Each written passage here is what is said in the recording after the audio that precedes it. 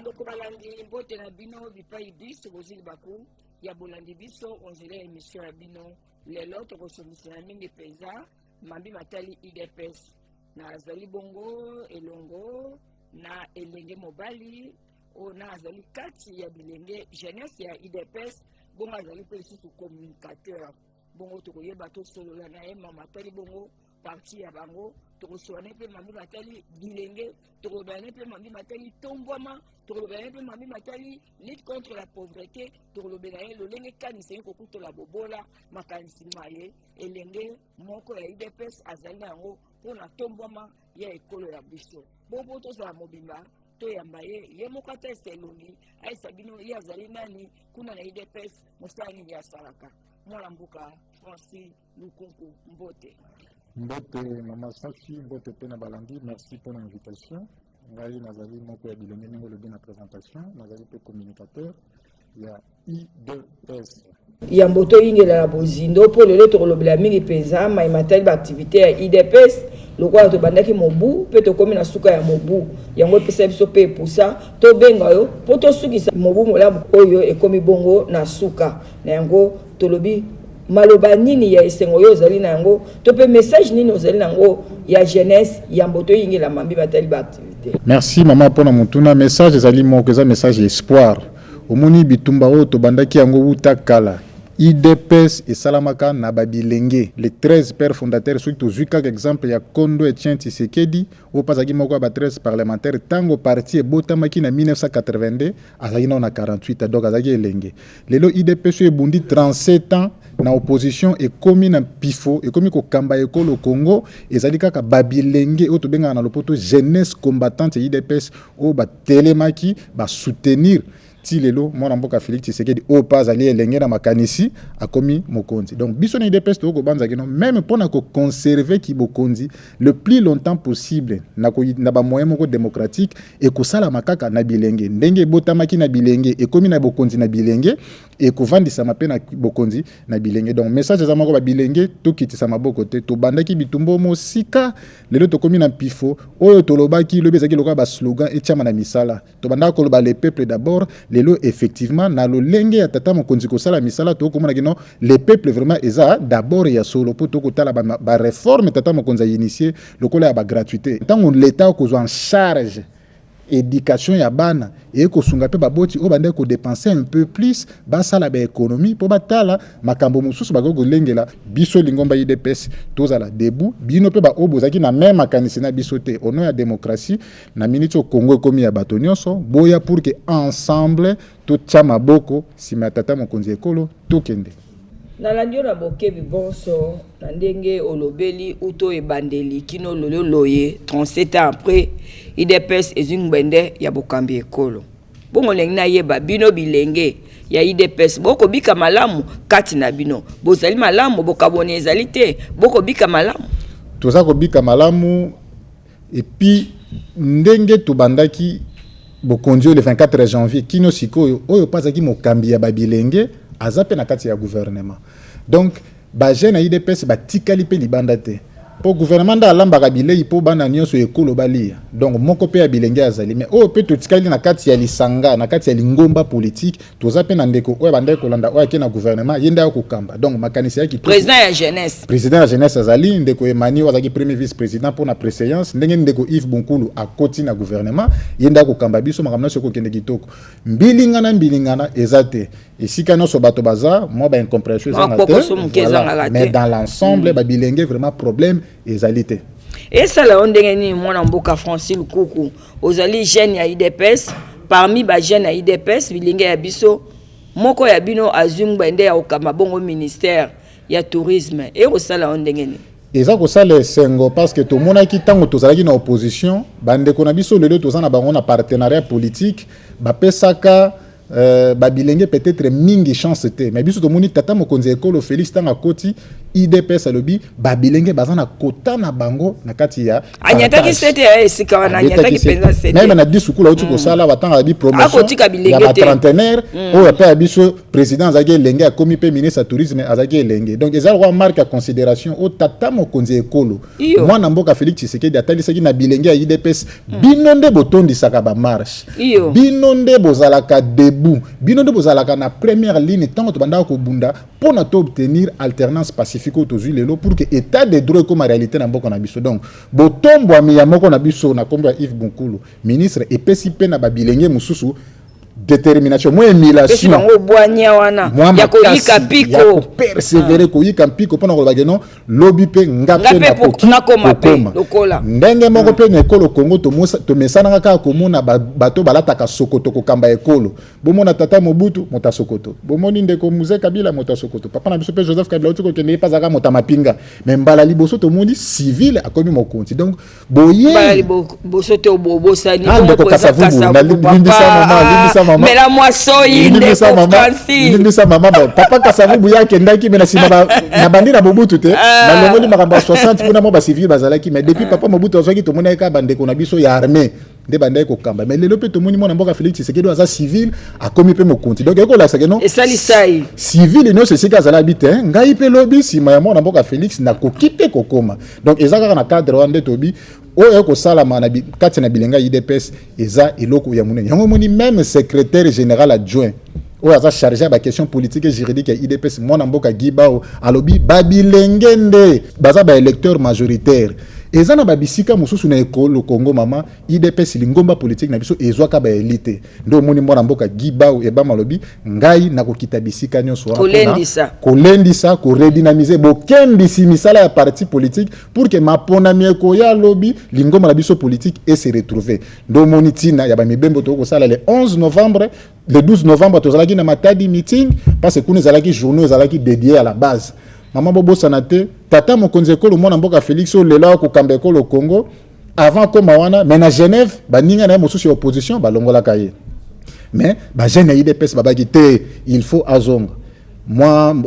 ba mouvement salama rande sala que no ya retirer signature tala kino le siko to komi ya zana bokonzi ndo monaki le 12 novembre etikali na banali ya IDPS atako mwana mboka Félix Tshisekedi daza susu tata ekolo te congolais mususu succéder na ye mais lingomba politiko ya biso IDPS ekobandaka ko célébrer le 12 novembre ko sepela mukolo wana voilà mukolo wana geno biso babilenge to yebisaki na mwana mboka Félix Tshisekedi te likanisho bandeko na yo bayoka base voilà ayoka ki pe base lelo yeba ko bitata mokonzi ekolo donc mwana mboka Gibao azaka na logique wana ya kokita bisika nyonso kobeta masolo ya tata mokonzi ko yebisa pe na bilenge ndenge botela maka le 12 botika la toujours ya kotelema pour que tozala na vigilance totale boni Congo ko kende tata mokonzi ekolo Félix alobi soki tokangi maboko totali kaka mbora matari makambe ko simba te biso nyonso tozala ba acteur tozala ba observateur te nde message mona mboka Gibao ebamu ako mema bisika nyonso mais na kati maloba te bo kendaki mikolo mileki na mona ebino kuna kikwiti to lexa pe na bilili elikaki na itando biso ya RTNC et pas wapi bozaki na malendisi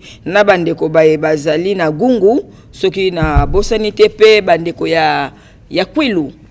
wana ya bosolo mama ndeka na lobi soki otali na maponema le 30 décembre 2018 IDPS na gungu tozu ba député te or gungu eza territoire munene kasi sika bokene malendisi tokendaki ka malendisi sensibilisation de redynamisation pour que lobby to koma na santé ya malamu to bandaki Matadi le 12 novembre le 29 novembre tozalaki pe na meeting na mona mboka Gibao ebamu aza secrétaire général adjoint ya IDPS na Kikwiti et puis le 29 novembre tozalaki pe na yeli susu na kati ya gungu to solo ina bandeko kuna kutu nde bandeko ya gungu bayambaki pe biso malamu ba intronizaki kutu même ndeko Gibao ebamu ba pesaki pe tata mokonzi ekolo oya yekan na asir mikoleko ya bokumu ya bokumu et puis ba sepelaki na misalo esalami ne bandeli surtout makambetaki gratuité na asi poso ko ya kuna to kokende pe kotikela tata mokonzi ekolo kano bandeko ya gungu batindelaki na landio na bokebi nyonso mwana mboka Francis Lukunku ona ozali kati ya bilenge ya IDPS nazali kotombola mongongo pe ozali communicateur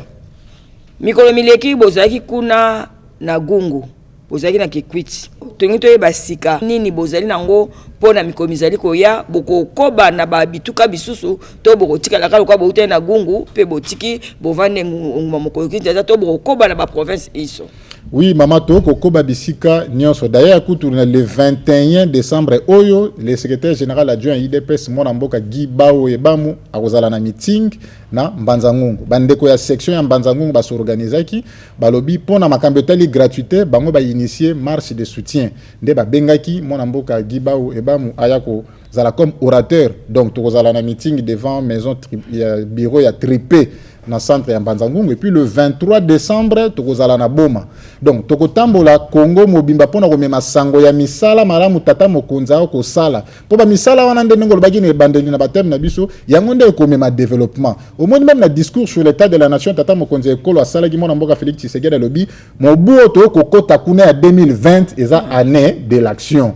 Donc misala eko salama eko senga nini ba congolais fo bazala déjà près ya koyamba yango nde biso toko kitana cadre ya lingomba politique asenga ipe na bana mboka toza lisanga toza bomoko unité nationale loka malamu tata mo mingi na bato komona toza bomoko alobi totika makamba ba clivage toza moto moko totika makamba ba clivage politique o bandeko opposition o bandeko ya pouvoir alobi te toza na bomoko surtout neti na makamba ko leka na est tokomona mapinga ekolo ba ko sa mosala malamu esengi biso no apesaki ba mpe lokola mokakoswa apesaki na mapinga longonya tata mokonzi na lisikulu na apesaki longonya na bayi mapinga na lolenge kai baosa mosala malamu kuna na Beni na Ituri na Butembo ndenge bazali ko sala manso ko super makila ya bango pona bala mboka baye bakozongela kimia ya bango ya seko o ezaki ya Beni ezaki na Butembo na Ituri na sepela kina maloba na ya kopesa bongo maboke ya mbe na basoda ya biso ya piko yango moni biso tant toko kita na terrain toko profiter pe malgré que gouvernement ezali malgré que na gouvernement provincial ezali mais biso pe lingomba politique à travers ba section à travers ba cellule ba section ba fédération toko zwa pe makambo ya population to mema yango na sommet à partir encore yemongo secrétaire général adjoint Giba waza déjà likolo na dernier carré zo ramikano na kati ya parti toza pe na ba eli na parlement toza pe na biso coalition majoritaire ba bengi FCC Cash donc tokoki ozape makanisi o biso to zwi kuna na niveau ya base to kabolonga na bandeko ya FCC Cash pona komema mbongo wana yango moneti na unité nationale nyonso wana toza na kati ya unité nationale yango moneti na kikwiti gungu bandeko bana problème ya courant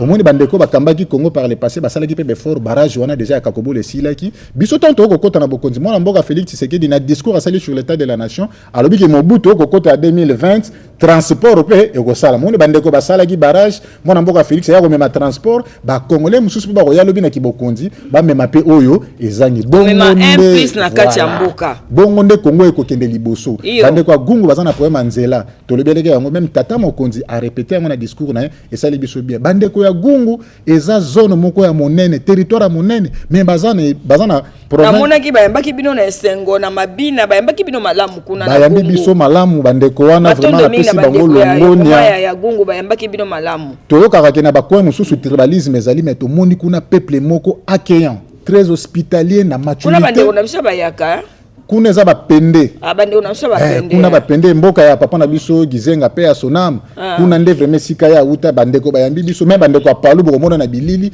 bayaki koyamba biso esali biso esengo tolobi vraiment na mabina voilà Congo ya sika yango wana Congo ya sika unité nationale voilà ezate motakangi maboko akotala ba mususu lokwa binemi na mopanzi te Congo ya sika ezate okomona tata mokonzi ya kala mwana mboka sénateur à vie Joseph Kabila na tata mokonzi ya Congo ya sika bavandi ba okosula ba okolia et puis ba jeunesse ya bino mibale bo sangani jeunesse ya Cash na jeunesse ya FCC bo sangana penza tolingi su mobulu te obi bilenge bandongwa na kite boza bomoko mama bali citoyen ya babikolo nyonso ekomama kaka na page rose te ba page noire ezalaka oyo tozwa ki par le passé na bandeko lelo tozana ba on a partenariat politique etikali na kata li citoyen mais toko kotikala ka telo ka bato banda ko bunda kala na mintu esengi to définir ba nouvelle makambo boni toko ko tambola na logique wana kaka ndenge tata na biso kondo Etienne Tshisekedi banda ko loba bolingo anda ko te ya biso ndo moni na ligne wana mwana mboka bolingo yango nde peuple d'abord te voilà ndo moni mwana mboka Giba Oyebamu alobi ngana ko vanda te ndenge tata mokonzi ekolo Félix Tshisekedi ako sala misala na kita partout na Congo na beta masolo na ba congolais na talisa bango boni Congo esika tozwaki yango boni toko kene misala nini esalani ndo moni tina ba mibembo oyo mwana mboka Giba Oyebamu azako sala comme secrétaire général adjoint ya IDPS ya solo tolobela na pe bilenge lisusu lokwa yo zali moko ya jeunesse ya IDPS tokoba na kolobela bilenge bongo mikolo miye mabongisi mazali to batinda ba bilenge ya biso basusu na balanda mateya lokola na INPP kuna pe bapesaka mateya bilenge bazali bana mwa kokoso ya kokoma na kokoso ya kotanga balakisa ba misala ya maboko to pe babisusu bazwa nzela bayingela na ba université bazwa mateya pe bongo na bongo mabongisi na mazali mabongisi wana mazali mama tangu tolandaki le 13 décembre a tata mokonzi ekolo devant les deux chambres réunies à congrès a betaki sete na likambo ya ministère mokeza na kati ya gouvernement etali formation professionnelle mama bato nyonso kaka te fo bakenda habitelo ya likolo yo kendaki etelo ya likolo te tata ngai nakendaki mais na relation politique relation internationale omoni bo baninga bakoba te te topekisi moto te mais tolobi esengeli kaka te bato nyonso bakenda kaka habitelo ya ngomba makasi formation professionnelle moto pe akoki aki azwi bwanya asali pe nde tata mokonzi ekola betaki sete na formation professionnelle yango moni même ministère ya jeunesse elobi bakotravaille en partenariat na INPP mikolo ekoya 2020 misala eza ebele kotesa bana kisofele kotonga bandako bamason mpe bongo na bongo maçonnerie misala eza ebele oyo bilenge ya biso bazali na badiplôme ya minene te mpe bakoki koyeba mpe baye kosala main d'œuvre mpo na ekolo etomba tout à fait mama même moto ake ete lo ya CT kaka makasi ya nzoto akoki komema contribution si moto na bakoki pese mosala te akomema biloko moto akendaki université te akoki koyekola ta ndenge obi kokumba motoka akoki koyola ta kosala suki ata kosala mayonnaise epesamaka na bacentre ekoki kosala formation professionnelle ezeloka motuya oyo biso susi ya biso ezali komona ete elenge moko na moko aza na occupation oya ruka asa mo occupation na eboy oya asa occupation na eboy azozo mo 100 francs na e moyen sala zuwa ezate soki moko na moko azena occupation na e ekosala ete me matombo ma oya na lipa oya na nguba oya na mikate oya na mai moto na moto ebi ngape na zwi ya ngai o nga na zwi ya nga na mosala lango ya maboko na zeko nde poste ya biso ezali pe wa voilà mama conformément à l'article 43 ya constitution na biso ekosala ke non soki ba congolais ba meki ko renouveler mo na mboka Félix Tshisekedi mandat na 2023 wana pesa souhait ya biso lingomba IDPS kino ya sala de mandat na ye tokozala susu na to ya banalphabète likolo te ndezaki par le passé donc bato bazangi ko kende telo nombre ko kita et puis Congo eko gagner et puis bandeko mususu bakoya kuna makambo ezali ebele ya bilenge na masano kosunga pe bilenge babisusu abotami me azali na don wana ya masano akoma ekobeta ndembo ya motope pe bongo na bongo ko na ba théâtre makambo ezali ebele oya ko orienter bilenge na biso tout à fait donc na ba domaine wana no sona simbura matari azana makanisi ya malamu yango to ko senga na ba congolais batono so ba soutenir surtout le gouvernement o ekambami na mona mboka Sylvestre Ilunkamba parce que ceux qui to tche bango maboko ba mikano bakozwa eko profiter na biso jeunesse bilenge surtout bongo na yoki olobi mobembo bokende mikomizali ko ya na sanza yo tozali na yango mi atumbele na moko lokwa to ba le 21 décembre bokende bongo na boma bongo sima ya boma bokende wapi le 21 décembre tokozana na Mbanza Ngungu et puis est-ce que bokende ko sepela bongo nteke ya mbotama pato bali français Noël et okuta bino kuna te Noël ekokuta biso na Kinshasa pour secrétaire général adjoint Gibao a kozonga Kinshasa le 24 or Noël est le 25 mercredi donc biso tokolonga le 21 tozana Mbanza Ngungu le 23 na ye soki to sisi meeting na boma a kolukala la pole na Tongo ayamba pe ba différentes fédérations ba différentes corporations ba forces vives voilà yangwana asola na bango donc na si Noël ekokuta biso na Kinshasa mais sima ya activité ya Mbanza Ngungu na ya boma secrétaire général adjoint à Rokende na mboka ya Bandunduville wana ko salama avant le 15 janvier donc bokozonga suna Ngungu na Kikwiti te wana siko eza na tozonga na province ya Kwilu mais Rokende sko na capitale provinciale eza chef lié Bandunduville et puis et ko salama entre le 12 et le 13 janvier et puis le 15 janvier tozala na Kwamount eza pekara na province ya Kwilu na mois ya février wanande maibembe za pona Équateur bandeko pe bakozala fixé ndenge makambo eko donc vous avez koba ko tambola pona kolendisa bana mboka maimatali bongo ebikeli ya IDPS sensibilisation na kati ya maimatali bongo politique ya bino tout à fait mama lingombo esali 37 ans na opposition na mapona mitata mokonzi ekola bimi ya parti politique na biso ba député tozana bango 31 tolobi te que non lobby to soit 500 députés mais ils ont quand même na moi tina ceux qui tozu lobby ata plus que autres zo ki wana nde yango moni secrétaire général adjoint o aza mokambi numéro 1 ba question politique puis juridique ya IDPS c'est une responsabilité na ye alobi te échec électoral oyo biso tozu pona ba élection ya ba députés nationaux et provinciaux ya 2018 et zonga lisusu voilà yango ne boko kene maleni voilà yango moni alobi tout à fait alobi nako kende na babisika oyo tozwaki ba député te pour qu'on eza presque acquis ngai nazo ko s'attaquer na ba terrain oyo tozwaki te yango kende ikuna boke ba graba ndundu voilà même na matadi tozwaki député te mama likamba ko kama yango boko kende maleni voilà sika boko kende pe Équateur toko kende Équateur toko kende isiro na bosa na ikutu toko kende fin janvier na isiro na mona mboka Guy Bau et Bamo pona kolendisa pona kota est kuna to mona bande kona biso ya ba parti mususu bazwaki to lobi bon démocratie ya ngwana ko biso kuna to polaki électoralement pona ba député to to kendepe to zwape po Congo ya lobby ya ngwana on malendisa eko ezoko ko lobi to rozela 2023 te to lendisa déjà to zana masolo na base yoka base tout à fait maman elonga ba préparaka yango donc ce que lingo longa lobby ce qui le sala entraînement te au kobeta te obete opese exemple à moto pa te mama pona ko bima champion de to mona ba léopard na biso ya chan po bango ba gana po ba yaya ba kokana na bango te ba o ya chan wana ba longa kawana bo mona bango ba vita imana ba ko beta na ba mazembe ba lupopo ba ko beta tant to kende na chan to gagner ndelo ko giba wa ko sala lelo pour ceux qui na 2023 IDPS to zulu sous ba député mingi te zana mokumba na ye général Kabuya numéro 1 est président AI mon amboka Jean-Marc Kabound yenda ko kamba parti secrétaire général Ezo Augustin Kabuya mais secrétaire général adjoint chargé des questions politiques et juridiques de mon amboka Gibao et Bam voilà to pesi lo sako esikaza ekolanda biso bongo mwana mboka ya solo to komobele mabongo na suka ya mobu na suka ya mbula bilenge ya IDPS mabongisi nini bazali na yango oele koloye to komi na suka ese bozo ko kutana na ba journée ya réflexion botala biso bilenge nini esengel to sala poto pesa epusa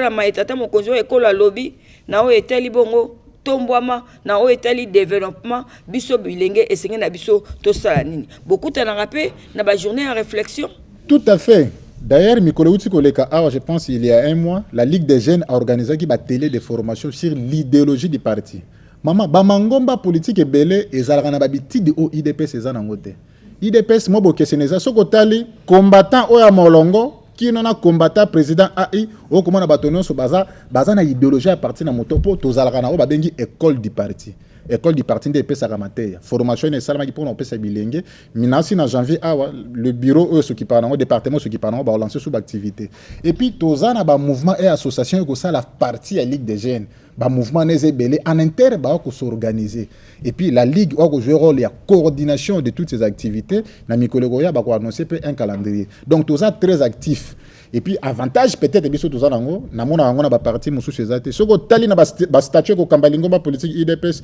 soko tali na article 6 balobi bino no soboza ego donc combattant IDPS a ko loba non soki lingomba politique na nga échoué ezaka mokumba ya présidenté ezape yanga nini esengeli na biso to sala pona to eba ko silisa bongo bobola lokola ku monene wa ekolo alobaki ete esengeli na bana mboka banso beba komi yingisa na makambo o ezali lutte contre la pauvreté beaucoup toli bosilisi mayo ya bobola nini esengeli na biso to sala mama motuna kitoko likambo ya bobola e ko sala pasi yo moni tata mokonzi ekolo auta ekolo ba mikoleleki ya lobi e komi ngonga oyo mabele esala yango revanche likolo ya se ya mabele pour économie na biso nkita na biso evandisa maika mingi na makambetali mine makambetali bilanga onde bato bande ko pesa ngo mwa makanisi mingi te to mingi sa milona voilà nde tata mokonzi ekolo habite pona ko silisa nzala il faut to lona to bokola bibwele voilà soki to bokoli bibwele te to loni te nzala ko sila te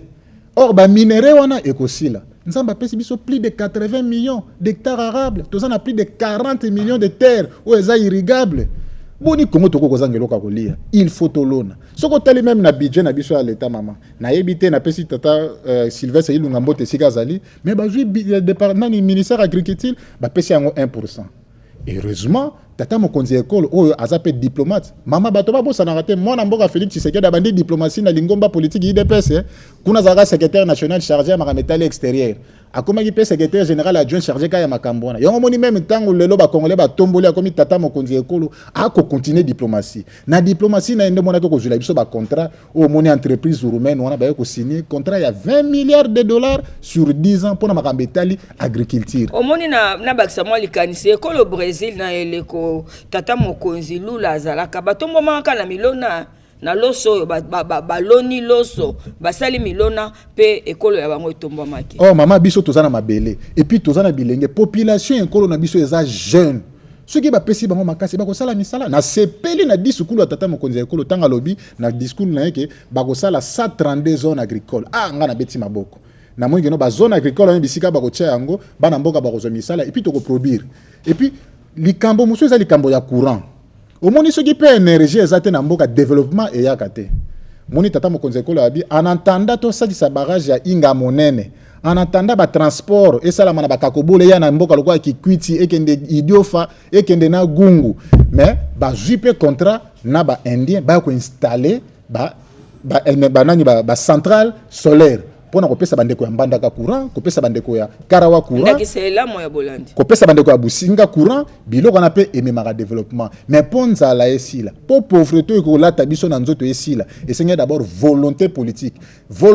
neti tata mokonzi ekolo la kisi yango pona kwa gratuité mingi babetaki libaku balobi te to ingeli nanu te pona ko sala makamba gratuité fona kina malembe tata mokonzi ekolo bi soki tolobi to zela kaka nyonso ekoka to sala eloko te mais na ngongo to ko ba 3 mois c'est salami enseignement azali kozwaye lomeya azate nyonso ko kene malamu ndenge moko pe na makambo ya lutte contre la pauvreté ndenge msu bato balobaki 10 milliards boko kokisa yango tete toyebi bato bazalaki na mwa ba doute mais toyebi que non ba kongolo ba na kati ya gouvernement bande ko na biso ya FCC bande ko na biso ya cash ndenge tozana boyokani na volonté sima ya leadership ya tata mokonzi ekolo Félix Tshisekedi tokolonga pauvreté na mboko toko réussir yango bande ko déjà ba sinaki contrat na ministère agriculture pour na 150 millions de dollars ba Suisse wana na asir mbule ko banda ba kosala misala mais eloko musu seza mama safi ba congolais fo bayeba nzala o biso pe to bikara na ba centre lokwa ya minele lokwa Kinshasa ezaka po ba route à dessert agricole ezalaka te oso kuna na nord Kivu mo la biloko relier ebele hein mais banzela eyi malamu te moye koma na ba centre minene ya consommation ezate nde ngomoni bandeko na biso to kitena wana bokonzi bapesa ki mwa makanisi na makambetala ki banzela to kosenga pe na gouvernement kwa Sylvestre Ilunga et continuer na lancer wana to uti awa kikwiti gungu mama nzela eza vraiment bien te mais eza quand même praticable ezalaki malamu mikolo mileki babandi misala na contre na côté pour na compte ya 100 jours mais comme na point moko entreprise égyptienne wana elembi pour à 25 km à Kobimagungu. Donc, au sein de gouvernement de la République, bandeko office de route, na OVD, batu nanon bandeko égyptien wana pour na tronçon wana 25 km kolongwa 622 pour na kokoma na mboka gungu bonne silité or côté na pe marchandise ezali bile ezali ce qui est comme qui cuite or qui cuite na Kinshasa déjà nzeli za malamu makadam ezali goudron ezali donc possibilité que kokomela la biso pe to lié malamu donc likambo ya pauvreté na détermination ya gouvernement ya papa Sylvestre Ilunga na makanisi ya tata ekolo Félix Tshisekedi na banzi ete tokolonga yango ndeko Francis esalinga esengo mingi komona elenge azana bwanya otomboli bongo valeur otomboli bongo bilenge ya IDPS bongo pona ko sukisa mwa lilobamo ya suka ya moke pongo nga epesa meli biso ekomi na suka. Merci maman pour l'invitation na kopesa surtout longo ya mingi na secrétaire général adjoint Giba Webam oya ko vanda te oya lobike no pona ye tata mokonzi ekolo misala nyonso ko sala na ekolo Congo il faut na ba structure nyonso ya parti ya se ekomaka omoni ekolo Congo tozala mwa difficulté ya communication surtout na intérieur bamboka msu to ko koma réseau ezate maintenant bino bokomi na bomemeli bango sango e ko sala bien maman tango tata mokonzi ekolo lobi faut Congo ya sika ezape na changement de mentalité yango moni ye moko na cabinet na salaki selile moko ya changement de mentalité ndio yango moni mwana mboka Giba Webamu ya ko kitabisika nyonso komi masango ya parti ma ko beta sete ya lingi IDPS o ekomi lelo na kibokonzi ezala ya ko telema kino na se ndo moni tina Giba wako kende ko sensibiliser pour que 2023 bisiko IDPS ezwa ki ba député te ezwa ba député batata mama bandeko ya kobakisa ezali lisusu te mwana mboka Francis Lukunku ona azali jeunesse ya IDPS asakoli maya azaki nango na kati ya libumu abimisi nyonso o pazaki nango na bongo alobi pepesi biso esengo mingi akobakisa ezali lisusu te boboto bondeko ote ya mabota mabino boko base kolanda manaka ma RTNC tokutani poste koya Papa Francis merci.